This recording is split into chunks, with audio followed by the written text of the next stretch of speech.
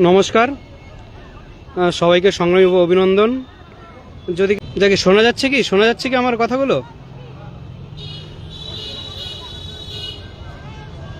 সবাইকে সংগ্রামী অভিনন্দন এবং পুজোর আগাম শুভেচ্ছা রইল। একটা কথা সবাইকে বলি, মানে কিছু জনের মধ্যে একটা মিসকমিউনিকেশন তৈরি হয়েছে, সে বিতর্কে আমি যাচ্ছি না। আগামীকাল কলকাতার রাজপথে একটাই যে আছড়ে পড়বে, সেটা হচ্ছে 2022 স্টেট পাস। ঝড়, সুনামি, তুফান, টর্নেডো যাই হয়ে যাক না কেন, আমাদের লড়াই জারি আছে। আমরা লড়াইয়ের পথে আছি, ঠিক আছে। আমাদের যতদিন অবধি আমাদের দাবি পূর্ণ হচ্ছে, আমরা রাজপথ ছাড়ছি না। কেন হচ্ছে আমাদের এই পন্থা বেছে নিয়েছে আমরা জানি যে এই মুহূর্তে কলকাতাতে বৃষ্টি ঝড় হচ্ছে, সেজন্য জলমগ্ন। আমরা সেই জলের মধ্যে প্রয়োজনে সাঁতার কাটতে যাব। আমাদের যেখানে যেরকমভাবে বলা ছিল 24 তারিখ কলকাতা অভিযান, সেই কর্মসূচিকে সফল করার জন্য আমাদেরকে যা যা করতে হয় সবটাই করব, ঠিক আছে। এখান থেকে পিছিয়ে আসার কোনো জায়গা নেই, ঠিক আছে। এবার কিছু সংখ্যক মানুষ আছে সারা জীবন বিতর্ক করেছে বা বিতর্ক করতে চাচ্ছে, কিছু মানুষ আছে যারা চায় না আমাদের আন্দোলনটা কখনো সফল হোক, সেই জন্য আমাদেরকে বিভ্রান্ত করার চেষ্টা করে। তাদের কথা বলছি না। এই মুহূর্তে আমরা যেখানে দাঁড়িয়ে আছি, ঠিক আছে, আমাদের ভাই কোনো পুজো নেই। আমাদের পুজো প্রায় 3-4 বছর আগের থেকে আমাদের পুজো কেড়ে নেওয়া হয়েছে। তাই আমরা আমাদের পুজোগুলো ফেরত পেতে চাই। সেই পুজো ফেরত পাওয়ার জন্য আমাদের একটাই দরকার, যদি পুজো শুরু হওয়ার আগে যদি আমাদের নোটিশ চলে আসে, তাহলে ভাববো আমাদের পুজোটা শুরু হয়ে গেছে। আর যদি নোটিশের সঙ্গে আমাদের পর্যাপ্ত ভ্যাকেন্সি যা থাকে, সেক্ষেত্রে এবারের পুজোটা আমাদের রঙিন হতে পারে। তা না হলে এরকম করে আমাদের জীবন থেকে আরও আগামী দিনেরও পুজোগুলো কিন্তু এরা কেড়ে নেবে। কারণ হচ্ছে এই মুহূর্তে আমাদেরকে যেভাবে বলা হয়েছিল যে 2 দিনের মধ্যে নোটিশ চলে আসবে, 2 দিনের মধ্যে নোটিশ আসেনি, ঠিক আছে। আমাদের কেউ কথা রাখেনি, না মুখ্যমন্ত্রী কথা রেখেছে, না শিক্ষামন্ত্রী কথা রেখেছে, না আমাদের মাননীয় গৌতম বাবু কথা রেখেছে, কেউ কথা রাখেনি। তো কেউ যখন কথা রাখেনি, সেজন্য আমাদের অধিকার আমরা বুঝে নেব, আমাদের দাবি আমরা নিজেরা ছিনিয়ে নেব। সেজন্য কেউ বিভ্রান্ত হবেন না। আগামীকালকে যে কর্মসূচি আমাদের ছিল, সেই কর্মসূচি যথারীতি হবে। যেরকম পূর্ব নির্ধারিত আমাদের কলকাতা অভিযান 24শে সেপ্টেম্বর ছিল, সেটাই হবে। শুধুমাত্র যেটা প্রয়োজন, ঝড়, বৃষ্টি, তুফান, টর্নেডো যাই হোক না কেন, আমাদেরকে পিছিয়ে আসার কোনো জায়গা নেই। আমরা পিছিয়ে আসবো না, ঠিক আছে। কিছু একটা মিসকমিউনিকেশন, ভুল আন্ডারস্ট্যান্ডিং, মিসআন্ডারস্ট্যান্ডিং হয়েছে আমাদের মধ্যে, ওইটুকুকে এটা তাদের জন্য এটা হচ্ছে তাদেরকে শক্তি যোগাবে, যারা আমাদের ভালো চায় না, আমাদের নেগেটিভিটি চায় বা আমরা ব্যর্থ এটা চায়, তাদেরকে কিছুটা হলে ক্ষণিকের খোরাক যোগাবে। কিন্তু আমরা যারা দীর্ঘদিন থেকে লড়াইটা করছি রাজপথে নেমে, তাদের জন্য এটা সত্যি একটা খারাপ খবরই বটে। আমরা সাধারণত কি করি, কোথাও কোনো যদি নেগেটিভিটি পাই, সেগুলোকে এড়িয়ে চলার চেষ্টা করি। কিছু মানুষজন আছে সেগুলোকে শো আপ করে নিজেদের স্বার্থ চরিতার্থ করতে চায়, সে পথে আমরা পা দেবো না, কোনো প্ররোচনায় আমরা থাকবো না। আমাদের একটাই দাবি, আমাদের 50,000 শূন্যপদে নোটিশ চাই, ঠিক আছে। সেজন্য যা যা করতে হয় বললাম, যা যা করতে হয় সবটাই করব। আমাদের পিছিয়ে আসার কোনো জায়গা নেই। আপনারা সবাই মানসিকভাবে দৃঢ় প্রস্তুতি নিন, প্রস্তুত থাকুন। রাজপথ ছাড়ছি না যতদিন অবধি আমরা স্কুলে যাচ্ছি, ঠিক আছে।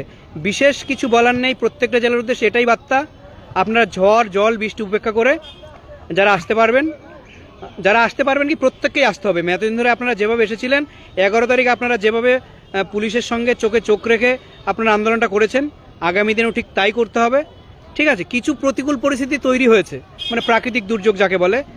22 স্টেটকে যে প্রাকৃতিক দুর্যোগ দমাতে পারে না, সেটা আমরা আবার প্রমাণ করে দেবো, ঠিক আছে।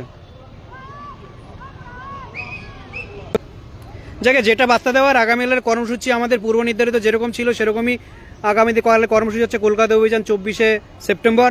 আপনারা প্রত্যেকে আসুন। ঝড়, বৃষ্টি, তুফান, টর্নেডো উপেক্ষা করে আপনাদের প্রত্যেককে আসতে হবে। রাজপথে লড়াই আমাদের জারি আছে, ঠিক আছে। আচ্ছা, শোনা যাচ্ছে, কেউ কেউ বলছে শোনা যাচ্ছে, একটু ক্লিয়ার করুন আমাকে। গ্রুপে আর কেউ এটা করছে না যে শোনা যাচ্ছে কিনা, নর্মাল মেসেজ করে, তাহলে বুঝতে পারবো।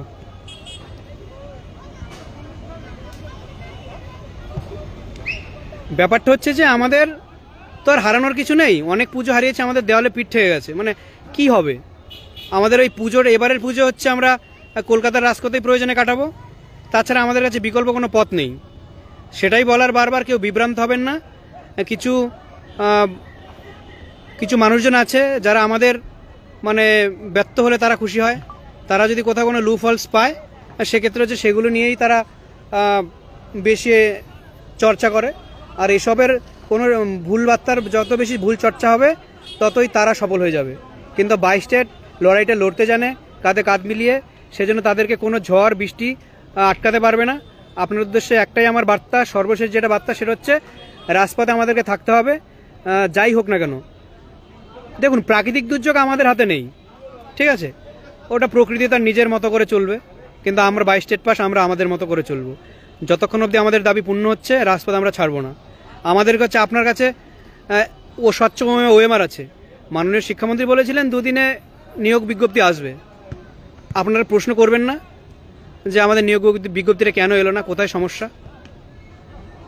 চারিদিকে সব নোটিফিকেশন বেরিয়ে যাচ্ছে, ঠিক আছে, সবাই পুজোর কেনাকাটা করছে, চারপাশে দেখতে পাচ্ছেন। আপনারা যারা 22 স্টেট পাস এদিন থেকে পড়ে আছেন, তাদের কি ইচ্ছা হয় যে পুজোর মধ্যে একটা ভালো জামা কিনি বা পুজোতে ঘুরতে বেরোই? যখন ওই পাশের ওই পুজোতে বেরোলে যখন আমার ছোটোবেলার স্যার বা কোনো স্যারের সঙ্গে দেখা হবে, জিজ্ঞাসা করবে যে কি রে, তোর কি চাকরিটা এখন হলো না, একাই ঘুরছিস? হয়তো আপনার এটা মনে হবে না যে আপনার প্রিয় সেই মানুষটাকে একটা ভালো ড্রেস কিনে দিতে ইচ্ছে করছে আপনার, কিন্তু আপনার তো চাকরি নেই, সেটা ভেবে আপনার মন খারাপ হয়। যাতে আগামী বছরে সেটা না হয়, যাতে নিজের টাকাতে বাড়ির লোককে শপিং করাতে পারেন, নিজের প্রিয় মানুষটাকে তার একটা পছন্দের কিছু জিনিস দিতে পারেন, সেই জন্য হচ্ছে আগামীকালকে আসতে হবে নিজের অস্তিত্বটাকে জানান দেওয়ার জন্য। আপনি ছোটোবেলা থেকে স্বপ্ন দেখেছেন টিচার হবেন, দীর্ঘ 8 বছর এখানে শ্রম দিয়েছেন, ঠিক আছে, সেই জন্য নিজের অধিকারটা নিজেকে লড়তে হবে না। বাড়িতে বসে থাকবেন প্রত্যেকবারের মতো? আমরা তো নোটিশ পাই না তাদের জন্য যারা বাড়িতে বসে আছে, তাদের ক্ষমতা আমাদের থেকে অনেক বেশি। সেই জন্য তাদেরকে বলিয়ে অনুরোধ করে হলেও রাজপথে নামাতে হবে, ঠিক আছে। দেখুন, আরেকটা জিনিস সব থেকে ম্যাটার করে, মানে আপনার চিরদিন জানবেন যে সংখ্যার থেকে যারা উপস্থিত হবেন তাদের যে অ্যাক্টিভিটিস, সেটাই কিন্তু হচ্ছে নির্ধারণ করবে যে আপনার নোটিশটা কবে আসবে। আর জমায়েতের উপর, মানে আপনি যত সংখ্যক কলকাতার রাজপথে থাকবেন তত মানে শূন্যপদেরটা কিন্তু আনুপাতিক হারে বাড়বে।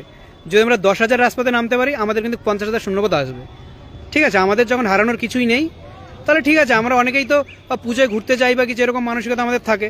এবারটাতেও যাবো পুজোতে, পুজো ভেবেই যাব, মানে আমাদের কাছে 22 স্টেটই আমাদের পুজো, ঠিক আছে। কলকাতার রাজপথ হচ্ছে পুজোর মরশুম, সেখানে আমরা সবাই যাব, নিজের অধিকারের জন্য যা যা করতে হয় সবটাই করব। আমাদের কাছে এখন একটাই স্বপ্ন হোক, ওই 22 স্টেট যতদিন অবধি আমরা স্কুলে যাচ্ছি ততদিন আমাদের লড়াই চালাতে হবে। তবে মনে হচ্ছে যে আমরা লড়াইয়ের শেষ প্রান্তে চলে এসেছি, 90% লড়াই আমরা লড়ে নিয়েছি, আর 10% একটু সামান্যের জন্য আটকে আছে। এইটুকু হচ্ছে আমরা নিজেরা লড়াই করে সেটুকু ছিনিয়ে নেব, ঠিক আছে। এটুকুই বলার, বিশেষ কিছু বলার নেই। কেউ বিভ্রান্ত হবেন না, নিজেদের বুদ্ধি দিয়ে সবাই চলুন, আশা করি আমরা সফল হব। ধন্যবাদ। আসলে সত্যি কথা বলতে আমি বাইরে ছিলাম, বাড়ি ফিরতে পারিনি, এরকম একটা সিচুয়েশনের মধ্যে আমাকে, মানে শুধুমাত্র লাইভটা করছি তাদের জন্য যারা হচ্ছে কিছু ভুল বার্তা ছড়াচ্ছে বা ভুল বুঝে মানুষকে বিভ্রান্ত করছে, তাদেরকে বার্তা দেওয়ার জন্য। ধন্যবাদ সবাইকে। দেখা হচ্ছে আগামীকাল কলকাতার রাজপথে।